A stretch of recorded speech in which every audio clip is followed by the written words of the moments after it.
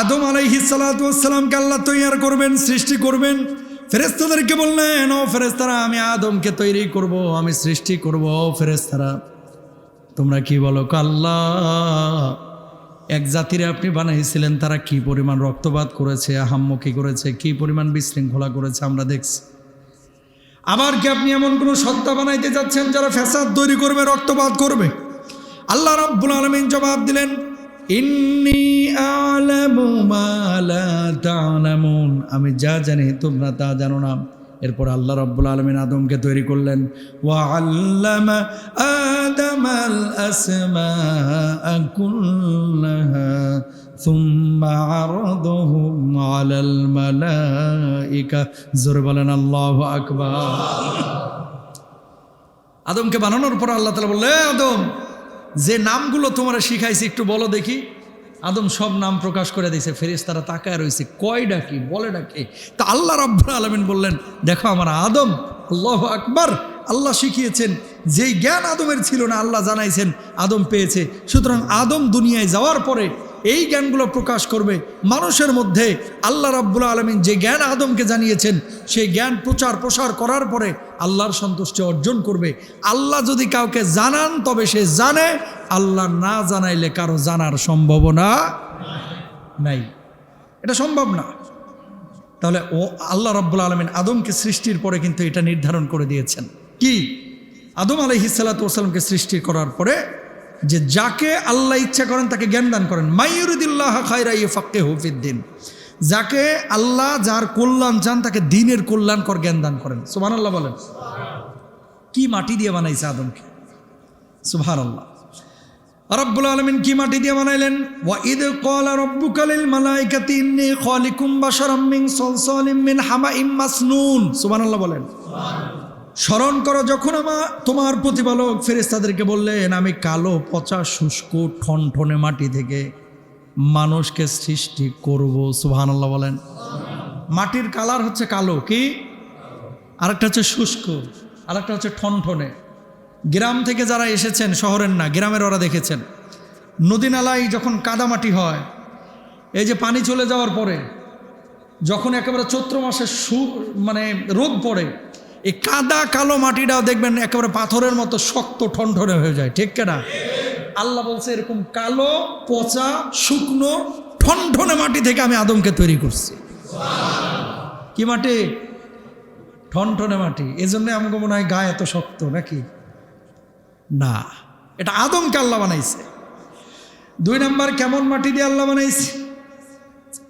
আল্লাহ রাব্বুল আলামিন বলছেন, ওয়াবাদা খালাকাল ইনসানা মিন তিন, কাদা হতে মানব সৃষ্টির সূচনা করেছেন কে?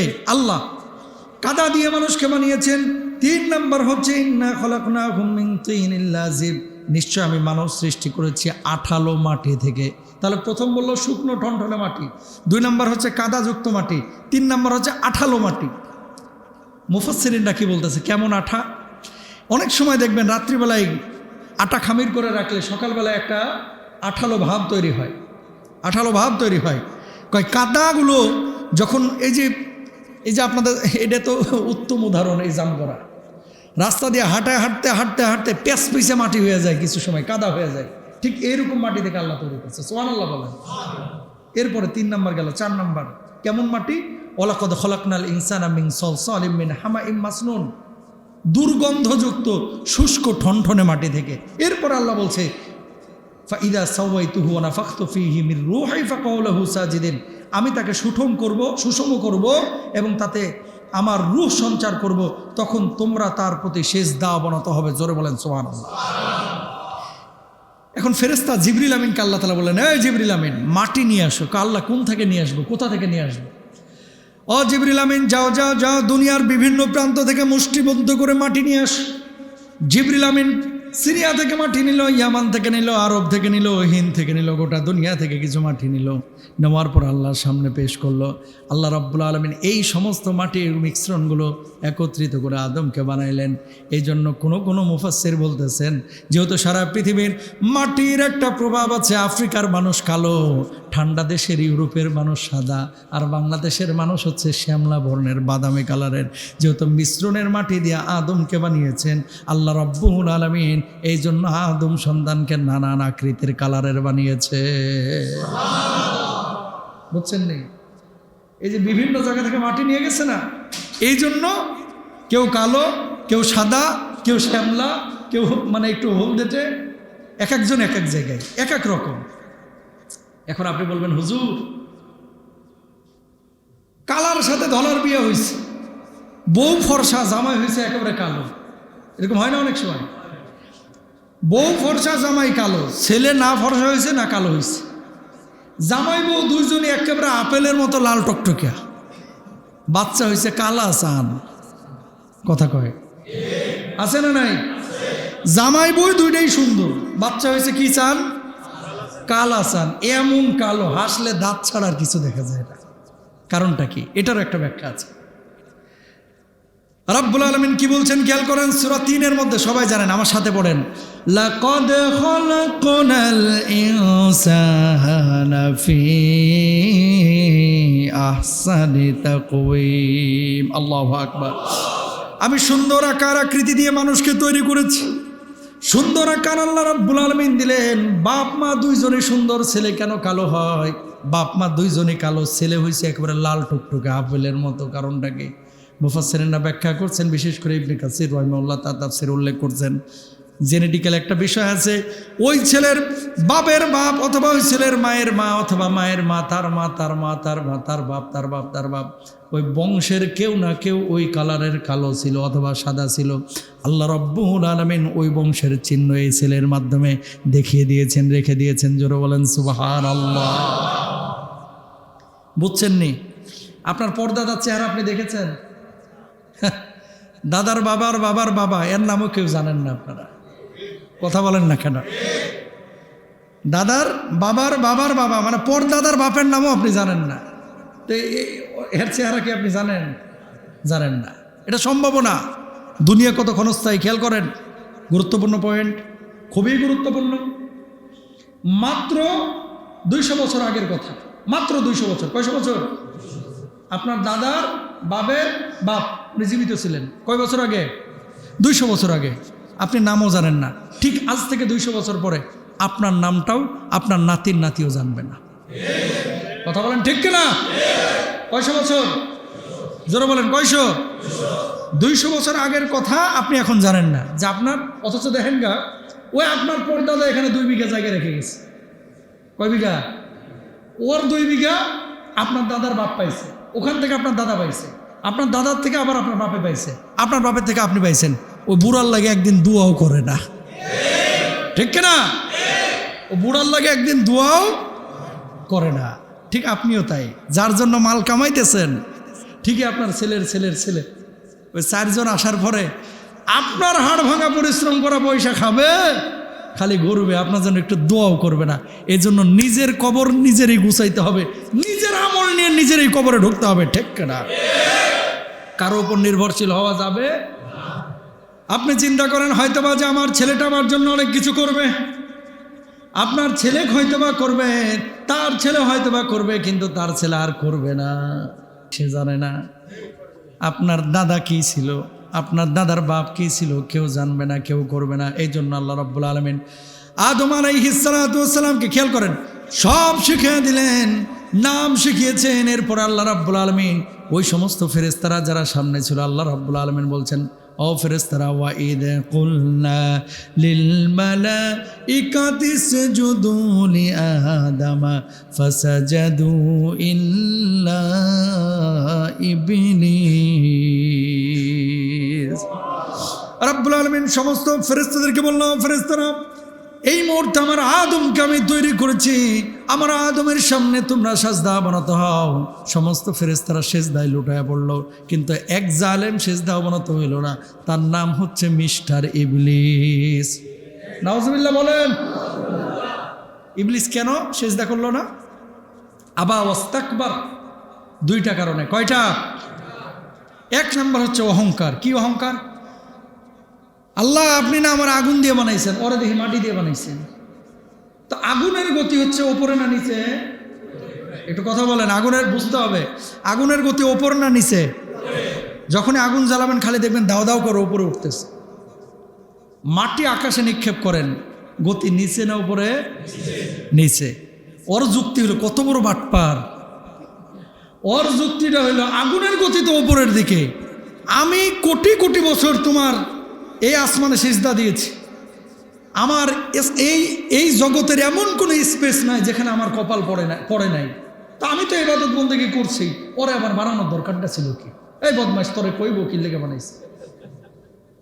আছেন এরকম কিছু লোক, মানে নিজে যেটা বুঝছে এরে বুঝাইতে পারবেন না।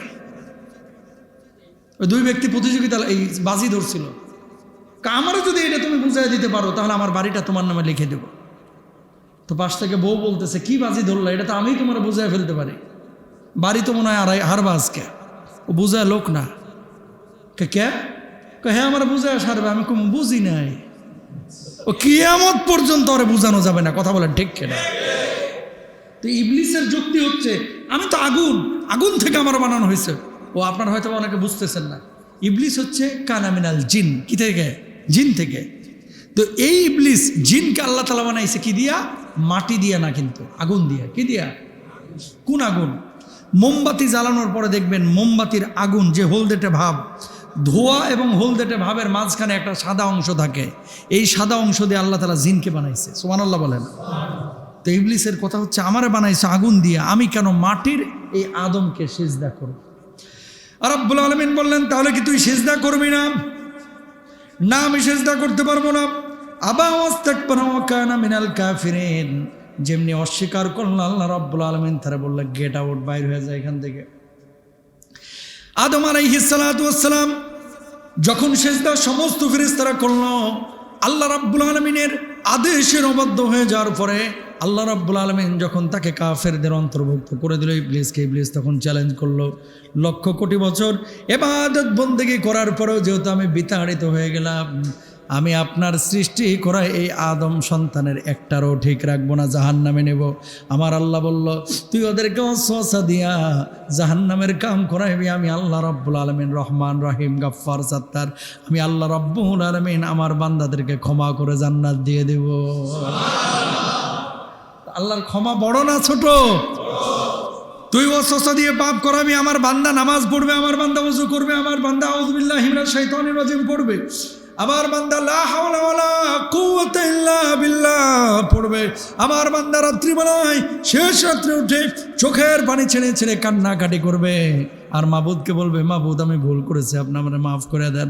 আমার বান্দার চোখের পানি করে গাল স্পর্শ করার পূর্বে আমি আল্লাহ রাব্বুল আলামিন আমার বান্দার জীবনের গুনাহ খাতাগুলি মাফ করে দেব। সুবহানাল্লাহ। ইবলিস চ্যালেঞ্জ করলো যে একটারও আমি জান্নাতে যাইতে দেব না। এই যে আমি যে গুনাহগুলো করি, এগুলো কিন্তু ইবলিসের ওয়াসওয়াসা, শয়তানের ওয়াসওয়াসা ছাড়া কিন্তু আমরা এই গুনাহগুলো করতাম না। চ্যালেঞ্জ করলো। চ্যালেঞ্জ করার পরে আদম আলাইহিস সালাতু ওয়াস সালামকে আল্লাহ রাব্বুল আলামিন বললেন, আদম জান্নাতে থাকো, খাও, ঘুরো ফিরো, ওই গাছটার ধারে কাছে যাও না। এটাও কিন্তু আদমের জন্য একটা পরীক্ষা। আদম আলাইহিস সালাতু ওয়াস সালাম, মুফাসসিরিনরা বলেন, জান্নাতে যখন থাকছেন নিঃসঙ্গতা এটা কিন্তু বড় কঠিন জিনিস। আজকে একটা কথা বলবো, আপনারা কথাটাকে অ্যাকসেপ্ট করেন, এটাই শরিয়া। অনেক বাবার বয়স আছে 50 বছর, আপনার বউ তার খেদমত করে না, আপনার মা মারা গিয়েছে, বাবা একা, না আপনি দেখেন না আপনার বউ বাচ্চারা দেখে, এই মানুষটা কার কাছে সাহায্য সহযোগিতা নেবে? আপনি যদি সুসন্তান হয়ে থাকেন আপনার বাবাকে স্পষ্ট বলা উচিত, আব্বা যদি আপনার প্রয়োজন হয় আপনি বলেন, অথবা আপনি নিজেই বিবাহের সিদ্ধান্ত নিতে পারেন। বৈবাহিক অবস্থা শুধুমাত্র বাচ্চা কাচ্চা পয়দা করার জন্য না, নিজের মানসিক সাপোর্ট, নিজের শারীরিক সাপোর্ট, মানে খাদ্য, গল্প, তারপরে একটা মানুষ লড়তে পারে না, চড়তে পারে না, তারা দেখভাল করবে কেনা?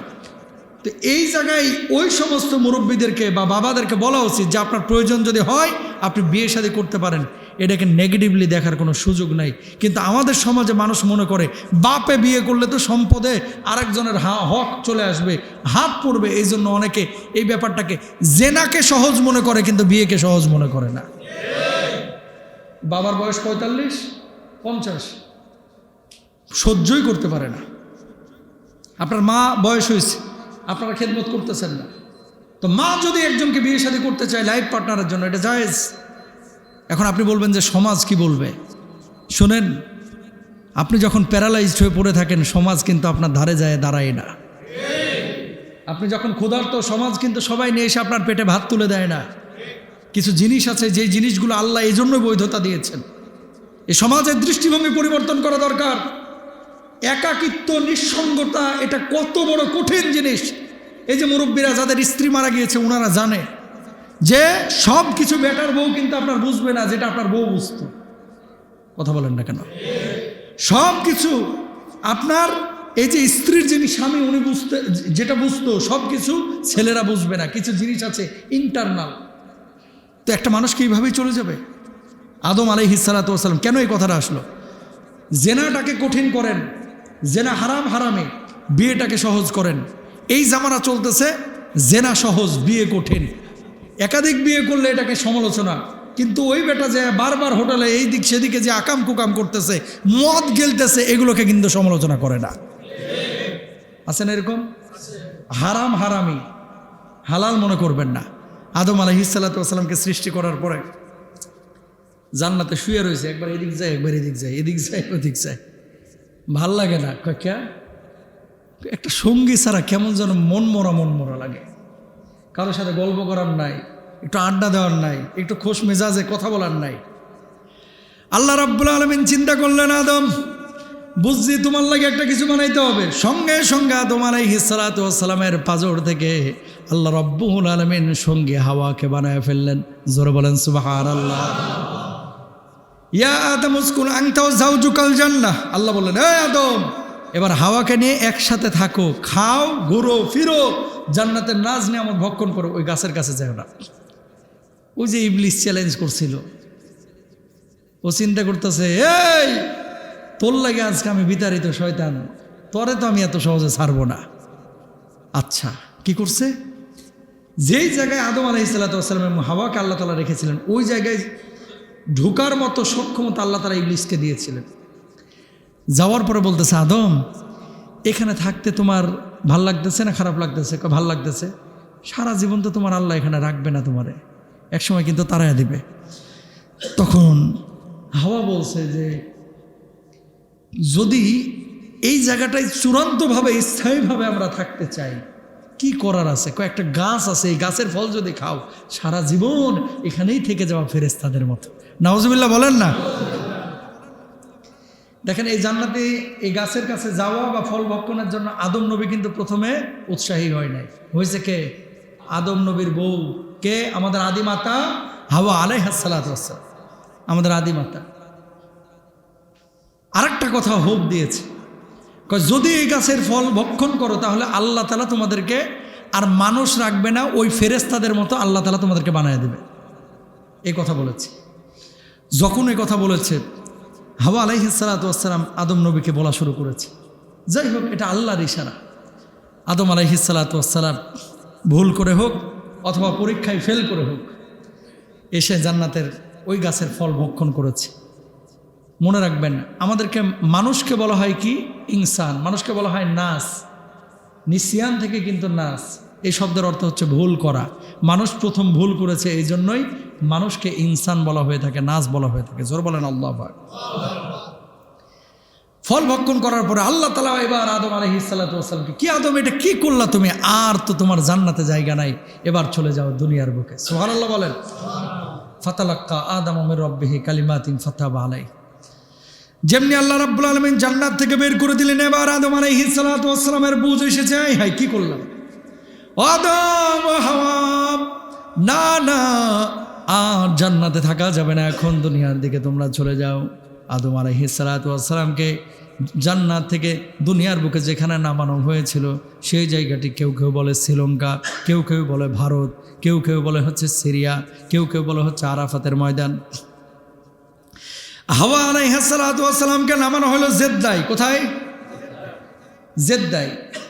আর ওই ইবলিস শয়তান ওই যে বিতাড়িত করছে যে তোর জায়গাও আজকে থেকে এখানে না, তোর জায়গাও হচ্ছে দুনিয়া। তুই যে চ্যালেঞ্জ করেছিস, দেখি আমার কতজন বান্দাকে বিভ্রান্ত করতে পারিস।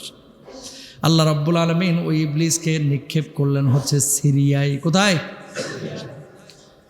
মতবিরোধ আছে জায়গা নিয়ে। আদম আলাইহিস সালাতু ওয়াস সালামকে ভারতবর্ষ অথবা শ্রীলঙ্কায় যখন আল্লাহ রাব্বুল আলামিন নামায় দিলেন, ওনার শারীরিক উচ্চতা ছিল 60 হাত লম্বা। কয় হাত? 60 হাত লম্বা। এরপর আল্লাহ রাব্বুল আলামিন আদম এবং হাওয়া আলাইহিস সালাতু ওয়াস সালামকে মিলন করাইবেন এই দুনিয়ার জিন্দেগিতে। কেউ কাউরে খুঁজে পাচ্ছে না। আদম নবী আবার সফর করলেন ওই আরবের দিকে। যাওয়ার পরে এখনকার যে হাজী সাহেবরা আরাফাতের ময়দানে দাঁড়ায় দাঁড়ায় আল্লাহর ইবাদত বন্দেগী করে, উকুফে আরাফা করে, অবস্থান করে। হজ্জের একটা ফরজ পাঠ আরাফাতের ময়দানে অবস্থান করা। আরাফাত শব্দের অর্থ হচ্ছে একে অপরের সাথে পরিচয় লাভ করা। কি করা? একে অপরের সাথে পরিচয় লাভ করা। আদম নবী আরাফাতের ময়দানে পৌঁছাইছেন, হেঁটে চলে গেছেন। সেই সময় যাওয়ার পরে দেখতে পেলেন আমার জান্নাতের সঙ্গে হাওয়া এই জায়গায় দাঁড়ায় আছে। জোরে বলেন সুবহানাল্লাহ। আদম আলাইহিস সালাতু ওয়াস সালাম এবং হাওয়া আলাইহিস সালাতু ওয়াস সালামের পরিচয়টা হইল কোথায়? ওই আরাফাতের ময়দানে। এই জন্যই আরাফাতের ময়দানকে বলা হয় কি? আরাফাত। আরাফাত শব্দের অর্থ কি? একে অপরের সাথে অপরিচিত মানুষের কি হওয়া? পরিচয় হওয়া। ওই যে আদম নবী আর হাওয়ার কি হইল? পরিচয় হইল। এই জন্য আরাফাতের ময়দানকে কি ময়দান বলা হয়? আরাফাতের ময়দান বলা হয়। সুবহানাল্লাহ বলেন। ঠিক এই মুহূর্তে আল্লাহ রাব্বুল আলামিন ফেরেশতাদেরকে নিয়ে গর্ব করতেছে।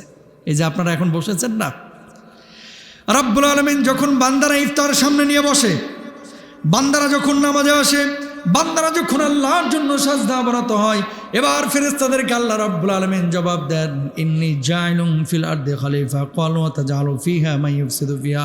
ও ফেরেশতা, তোমরা না বলছিলা যে মানুষ রক্তপাত করবে ওই জিনদের মতো, এরা বিশৃঙ্খলা করবে, ফ্যাসাদ তৈরি করবে। ফেরেশতারা দেখো 8 ঘন্টা 9 ঘন্টা 12 ঘন্টা না খেয়ে আছে, ইফতার সামনে নিয়ে নাড়াচাড়া করছে, এখনো খাবার খাচ্ছে না। ও ফেরেশতারা, তোমরা না বলছিলা যে এরা রক্তপাত করবে? দেখো আমার বান্দারা বসে আছে, আমি আল্লাহকে ভয় করেছে। দেখো আমার বান্দারা জুমার নামাজে এসেছে, বসে বসে বয়ান শুনছে, বসে বসে নামাজ আদায় করছে। ও ফেরেশতারা, দেখো তোমরা বারণ করেছিলে এই মানুষগুলো ফ্যাসাদ তৈরি করবে। আমার এই জমিনের মধ্যে আমার অনেক বান্দা আমার রাস্তায় লড়াই করে শহীদ হচ্ছে। আল্লাহ এই মানুষগুলোকে নিয়ে গর্ব করেন।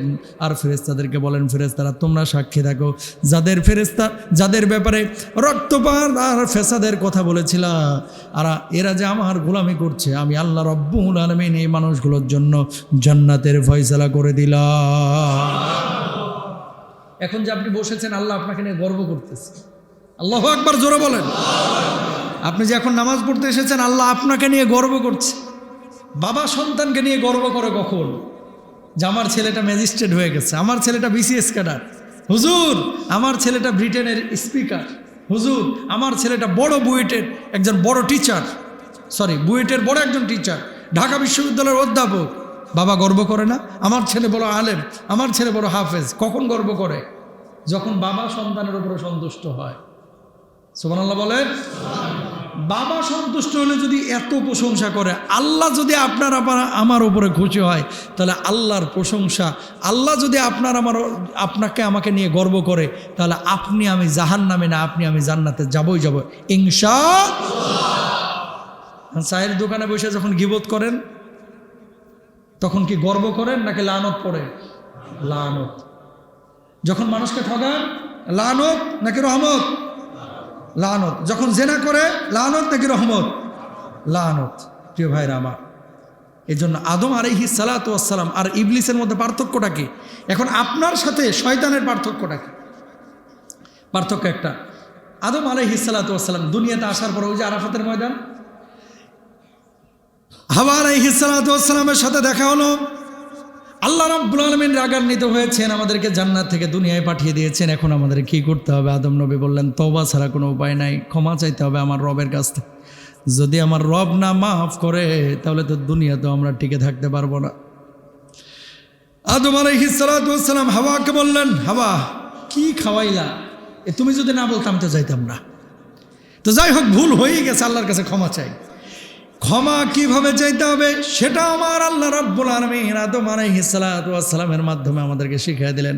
আমার সাথে সাথে সবাই বলেন, আমিও দোয়াই কিন্তু এটাই পড়ি, রব্বানা যালামনা أنفسنا وإن لم تغفر لنا وترحمنا لنكونن من الخاسرين الله أكبر আল্লাহ আমি নিজের উপরে জুলুম করেছি রব্বানা যালামনা আনফুসানা আমি নিজের নফসের উপরে জুলুম করেছি ওয়া ইল্লাম তাগফির লানা যদি আল্লাহ আপনি না ক্ষমা করেন ওয়া তারহামনা যদি আপনি দয়া না করেন লানাকুনান্না মিনাল খাসিরিন আল্লাহ আমরা তো ক্ষতির সম্মুখীন হয়ে যাব ক্ষতিগ্রস্ত হয়ে যাব আমার আদম নবী ওই জামানের রহমতের উপরে দাঁড়ায় যখন এই দোয়া করছিল সঙ্গে সঙ্গে আল্লাহ রব্বুল আলামিন তার দোয়া কবুল করে আল্লাহ ঘোষণা করলেন আদম আমি আল্লাহ রব্বুল আলামিন তোমার জীবনের এই ভুলগুলো ক্ষমা করে দিলাম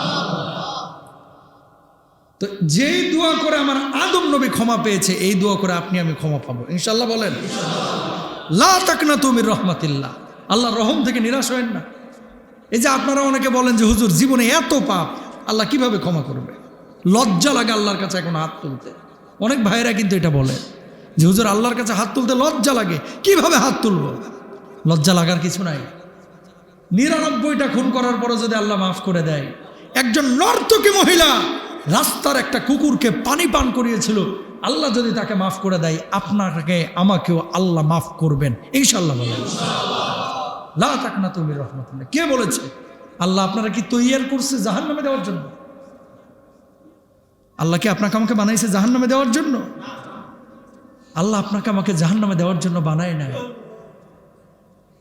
১ কোটি দয়া মায়া ভালোবাসা থেকে এক অংশ নিয়ে এখান থেকে কয়েক হাজার কোটি টাকা কোটি বিন্দু বিন্দু কণার মতো ভালোবাসা যদি ভাগ করা হয় এক বিন্দুর কিছু অংশ মাকে দিছে তাই মায়ের এত কলিজায় ভালোবাসা সন্তানের প্রতি আর আমার আল্লাহর কাছে তো লক্ষ কোটি বান্দার প্রতি মায়া ভালোবাসা এখনো বিদ্যমান তো আমার আল্লাহ কিভাবে আমাদেরকে জাহান্নামে দিবে জাহান্নামে দিবেন না ইনশাআল্লাহ তবে যেভাবে চলতে বলছে সেভাবে চলে যাইতে হবে ঠিক কিনা আকাম কুকাম সব করব এরপরে মরে যাব হ্যাঁ আপনাকেও জান্নাতে দিবে কয় বছর জাহান্নামে জ্বলা লাগবে হুজুর 40 কোটি বছর সহ্য করতে পারবেন 1 সেকেন্ডও পারেন ঠিকই বলছেন যদি বলে যে হুজুর একদিন না একদিন তো যাবই আমি আরে বলি একদিন বলছিলাম না এখানে যে পরোটা ভাজে তাওয়া লুঙ্গিটা উঠে আস্তে করে বসায় দেবেন তাওয়ার উপরে যে থাক দেখি 2-4 মিনিট পারবে সম্ভব না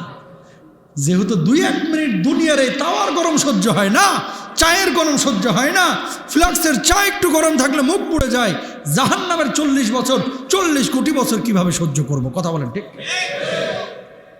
এই জন্য কি করতে হবে ভাই নামাজটা ঠিক রাখতে হবে কি দোকানদারি করতেছেন নামাজটা রাখেন অফিসে আছেন নামাজটা ঠিক রাখেন বাড়িতে আছেন নামাজ ঠিক রাখেন বান্দার হক নষ্ট করেন না 2টা গুনার মাপ না একটা হচ্ছে শিরিক করা আর একটা হচ্ছে বান্দার হক মারা আপনি আরেকজন ভাইয়ের টাকা মেরে দিবেন আরেকজনের কাছ থেকে টাকা নিয়ে মেরে দিবেন ব্যাংক লোন নিয়ে বেগম পাড়ায় পালায়া যাবেন আর আল্লাহর কাছে প্রতি বছর উমরায় যে হাজিরা দিবেন তোর একটা উমরাও কবুল হবে না কথা বলেন ঠিক কিনা এই গুনাহ মাফ নাই কারণটা কি জানেন যদি আল্লাহ ওরে মাফ করে দেয় তাহলে আপনার উপরে জুলুম হবে নাউজুবিল্লাহ বলেন না আপনি আমার টাকা মারছেন এখন আপনি দোয়া করছেন জুমার নামাজে এসে আল্লাহ আপনারা মাফ করে দিল আমার উপরে জুলুম হবে আল্লাহ এই জন্য কোনো বান্দার উপরে জুলুম করেন না আল্লাহর নীতি কি ওই হক নষ্ট করেছে যে ওর হক ওরে বুঝাই দিতে হবে এরপরে ক্ষমা চাও হক না বুঝাইয়া ক্ষমা চাই আমি আল্লাহ মাফ করব না আল্লাহর হক নষ্ট করলে আল্লাহ মাফ করবে কিন্তু বান্দার হক নষ্ট করলে আল্লাহ মাফ করবে এই জন্য নামাজটা ঠিক রাখতে হবে হালাল জীবনযাপন করতে হবে আর মূল মেসেজ আল্লাহ আপনাকে বানাইছে খলিফা এমনি এমনি দুনিয়াতে আল্লাহ আপনাকে পাঠান নাই তাহলে আদম নবী ভুল করলেন ভুল স্বীকার করলেন তওবা করলেন ক্ষমা পাইলেন আপনি ভুল করেছেন ভুলটা স্বীকার করেন তওবা করেন ক্ষমা চান আল্লাহ আপনাকে মাফ করবে ইনশাআল্লাহ আর ইবলিসের পার্থক্যটা কি ইবলিস সবসময় মানে এদের নেচারটা এরকম যে পাপ করলো পাপটাকে আবার অস্বীকার করলো অহংকার করলো অভিশপ্ত হলো অভিশাপ পাইলো আমাদের সমাজে যারা পাপাচারে বা পাপী লোক এই মানুষগুলোর একটা নেচার আছে এরা মিথ্যা কথা কয় এরা মিথ্যা কথা বলে আবার পাপটাকে স্বীকারও করে না উল্টা পুলিশের ভয় দেখায় লিডারের ভয় দেখায় এই পাপটাকে জায়েজ করতে চায় কথা বলেন না কেন ধরেন আপনার জমি দখল করছে আপনি বলতে গেছেন আপনার উল্টা ফাপড় লইল হয় জমি ছাড়, নাহলে কিন্তু কিচ্ছু পাইবেন, একের থাবরা কিন্তু এলাকা থেকে ছাড়া করে ফেলবো, এলাকা বাইর করে ফেলবো এলাকা থেকে। উল্টা ভাবন নাই, অন্যায় করেছে, আপনি বলতে গেছেন, আর জুয়া খেলেছে, প্রতিবাদ করেছেন, কোপায় মেরে ফেলতেছে, এমন ঘটনা তো ঘটতেছে। শোনেন, পাপ করাটা সহজ, কিন্তু পাপ করার পরে পাপ মনে করা এটা হচ্ছে বড় জরুরি বিষয়।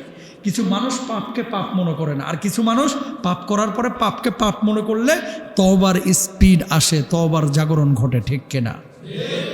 এই জন্য ওই পাপী উত্তম যে পাপ করার পরে তওবার পথে ফিরে আসে, আর ওই পাপী সবচাইতে নিকৃষ্ট যে পাপকে পাপই মনে করে না। তাহলে দেখেন, আপনাকে আমাকে পাঠানোর উদ্দেশ্য একটা আছে।